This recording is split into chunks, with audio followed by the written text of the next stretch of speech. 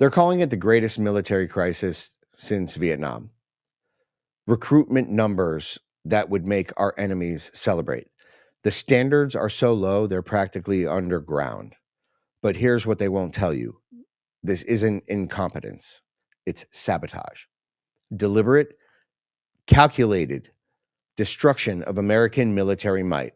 While China builds super soldiers, we are building safe spaces. While Russia trains killers, we are training our troops in pronouns and diversity, equity, and inclusion. The Pentagon has become a social experiment, and the lab rats are your sons and your daughters. What you're about to see is going to shock you. 2 militaries, 2 visions, 1 choice. The evidence is devastating. The consequences are deadly. And the solution, it's exactly what the establishment fears the most. You're going to want to keep watching. All right, we got next news gold here. Here's the hard truth about protecting what you built. Every 6 years, your dollar loses half of its buying power. That means $100,000 savings becomes $50,000 by 2031. You'll see it at the pump. You'll see it at the grocery store. You'll see it when you buy your kids backpacks and groceries and school lunches everywhere. All right, but there's a proven way to protect your wealth: gold. And that's why I trust Noble Gold Investments. They make it simple to safeguard your savings with physical gold or silver. No pressure, no call centers, just honest guidance and transparent pricing.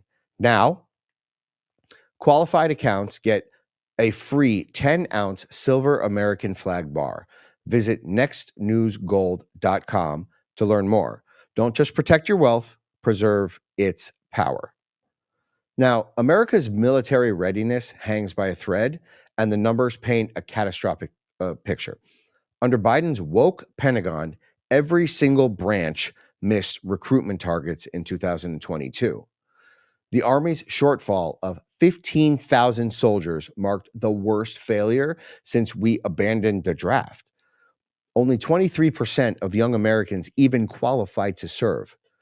The rest, they're too fat, they've got criminal record, or they're too dumb to defend this country.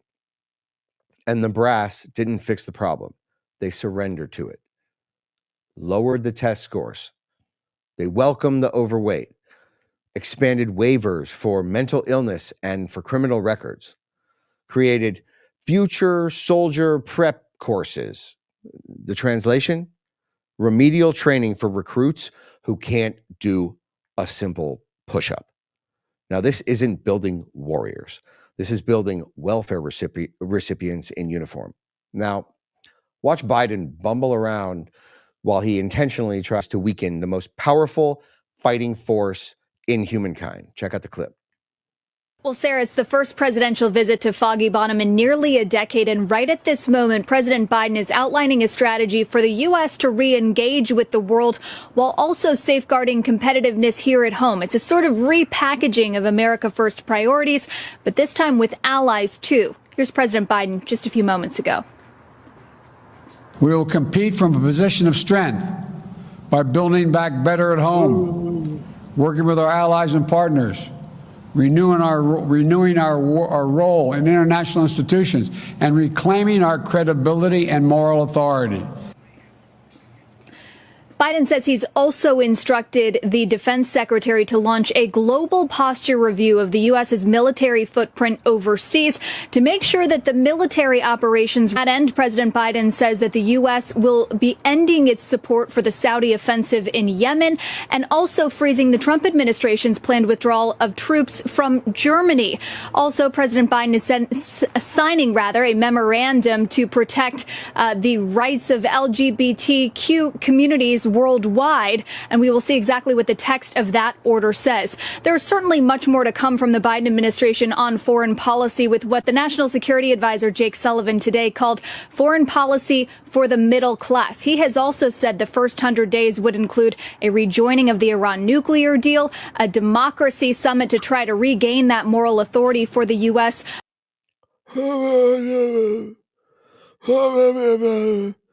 The LGBT. There it is. You know, this commander in chief, and I can't help but use scare quotes. This This person that we called the commander-in-chief is more concerned with checking identity boxes than checking enemy advances. Now, that is not leadership. That is social engineering with your children's lives. We don't want diversity in the military. In fact, we want absolute uniformity. We want the opposite of diversity. We want everyone wearing the same uniform, knowing how to do the same drills, doing the exact same thing, which is to be absolutely trained to go and break things and kill people, to destroy the enemy completely so that we don't have to fight more wars. That's the whole point. Every last man who meets the highest qualifications, each and every soldier, we want them trained to literally obliterate the enemy. Now, compare Biden's participation trophy military to Trump's approach. 4 years of Trump meant $130 billion in new defense spending. ISIS literally obliterated. 98% of their territory completely reclaimed. The rules of engagement that let warriors fight instead of filing paperwork. The birth of the Space Force. Unbelievable. Forward-thinking defense for the future of the battlefield. Recruitments surged without bribing them, because young Americans who wanted to join the military, they joined because they want to win wars. They don't want to win diversity awards or participation trophies. Now here's Trump at West Point delivering the message that Biden's Pentagon feared the most. The military exists for one purpose only. Take a look. We're in a new age. This is the golden age. The job of the U.S. Armed Forces is not to host drag shows, to transform foreign cultures, but to spread democracy to everybody around the world at the point of a gun. The military's job is to dominate any foe and annihilate any threat to America, anywhere, anytime, and any place.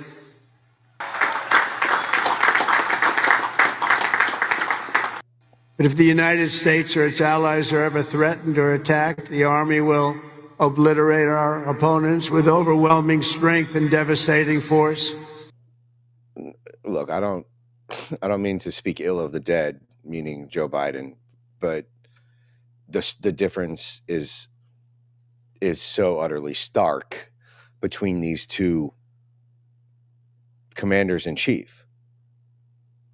And you can see the smile on the faces of these soldiers. It's a smile of veneration for a commander-in-chief who venerates and respects the lives of the soldiers that he commands. When we say commander-in-chief, we're talking about the leader of the free world. We are talking about the leader of the army.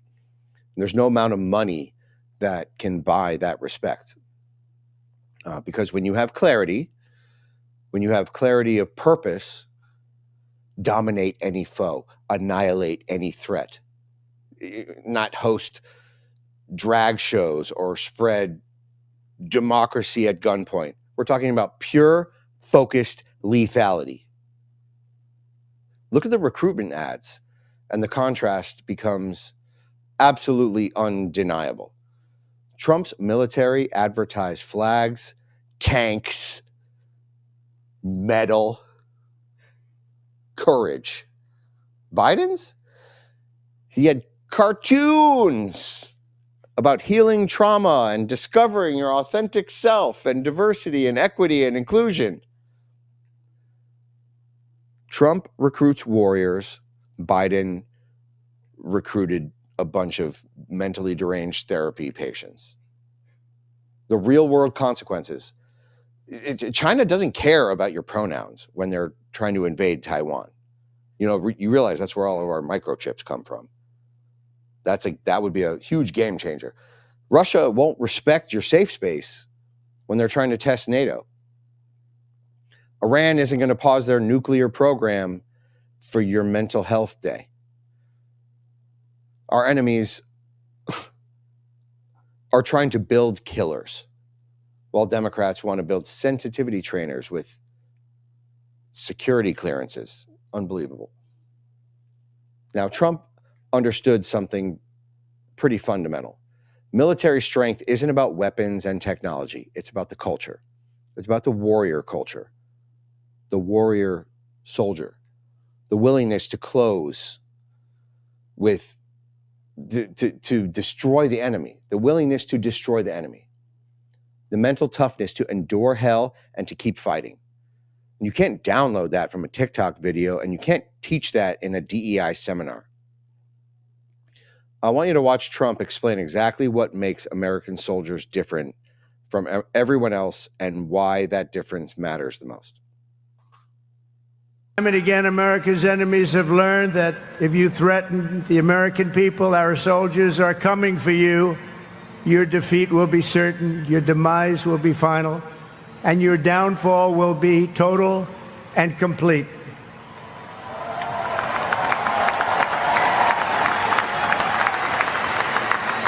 Because our soldiers never give up, never surrender, and never, ever quit. They fight, fight, fight, and they win, win, win. Fight, fight, fight. Win, win, win. I love that he uses the word obliterate, because it's such a descriptive word, and that is basically what makes sense. We're not negotiating about your feelings. We're not trying to explore your identity. We want to fight and we want to win. That is what militaries do. And that is what Trump demands from our military. And what I find to be insane is that you take 10,000 Biden soldiers and 10,000 Trump soldiers. Who are you betting on? The recruitment crisis isn't about benefits and bonuses. Young Americans stopped enlisting because they stopped believing in the mission itself. Nobody wanted to fight for Biden unless they have this weird therapy session, diversity training. That's not a military. Who wants to fight and die for diversity quotas? Who does? Nobody. Who wants to bleed for bureaucrats who are more concerned with critical race theory than the critical combat skills and the mission at hand? You're basically sending these kids in to die. Now, Biden inherited the most lethal military in human history, and he turned it into a laughingstock. Social services agencies with ammunition. It's a circus sideshow. And that's not what our kids signed up for. Standards didn't evolve under Biden, they evaporated. The few recruits that they did get, they arrive overweight, undereducated, and mentally fragile. Under Biden, boot camp started to look a little bit more like my son's daycare center. Drill sergeants have become guidance counselors. I can't help but think of Arlie Ermy. I didn't know they stacked stuff that high. You want our soldiers to be hardened warriors, okay? This is what we want. And China is sitting here watching this unfold with glee. They're not lowering standards, they're raising them. What we need is our soldiers who will show us their war face. Their soldiers are training for war while ours are training for DEI, pronoun usage, sensitivity training. Their generals are studying Sun Tzu, the art of war, while ours are studying white fragility. And when the bullets start flying, which military wins that fight? All right, Trump's military asked the right question. Can you fight? Biden is asking a dozen questions. Completely unimportant ones. What's your race? What's your gender identity? What are your preferred pronouns? Tell us about your trauma history. What are your feelings about colonialism and American imperialism? Tell us about that. What do we want to know what you think? Would you like a tie-dye shirt too? And by the time they finish the questionnaire, the enemy has already won. The solution isn't complicated. Restore standards, reward excellence. Every single soldier met with the same exact standards. Focus on lethality, for crying out loud. Make military service about your country, not about yourself. Make it hard again. Make it challenging again. Make it meaningful again. Maybe make it about winning wars. Listen, I don't think any soldier going to war needs to win a participation trophy. I think what they need to do is win the war. And that's what Trump is delivering. That's what Hegseth is delivering. I know he gets a lot of flack, but this is what he's delivering. Biden destroyed it. Trump is bringing it back. And that's what America has to choose. A military built to fight or a military built to feel. Let's hold hands and sing together. Kumbaya. Anyway, listen, our enemies know which one they would rather face. Do you think our enemies want to face Biden, or do you think they want to face Trump? You tell me. If you got any value from this report, tap subscribe. My final thought is coming up next. See, this isn't just about recruitment numbers or military budgets. This is about survival. When our enemies see what Biden did with our military, that he broke it, overweight recruits, lower standards, different standards for women and men, DEI seminars replacing combat training, they see opportunity. They're chomping at the bit. Their mouths are watering. They're chomping their lips right now. They see weakness. They see the strongest, most powerful country in the history of humanity dropping heat with their pants at their ankles. This is their chance. They're trying to catch us with our pants down. And every American needs to understand militaries don't exist to be inclusive. They exist to kill people and break things so effectively that no one dares to even threaten us, not even on Twitter or social media or anything like that. And Trump understands this. Biden buried it under rainbow flags and therapy sessions, but here's the brutal truth. When China moves in on Taiwan or when Russia pushes into NATO territory, they're not going to care about diversity metrics. They're going to care about one thing. Can we fight? And right now, the answer is increasingly yes. After Trump got elected, I did a little bit of research on this, and the difference between recruitment rates under Biden and under Trump, they're pretty much negligible. But which warriors do you want fighting? The ones who enlisted under Biden, who need sensitivity training? Or do you want the hardened warriors who enlisted under Trump? That's my question for the day. Would you rather your kid serve under Trump's lethal military or Biden's social experiment? Comment yes or no in the chat. Drop us your answer below. Show us your support. Check out our merch shop linked in the description.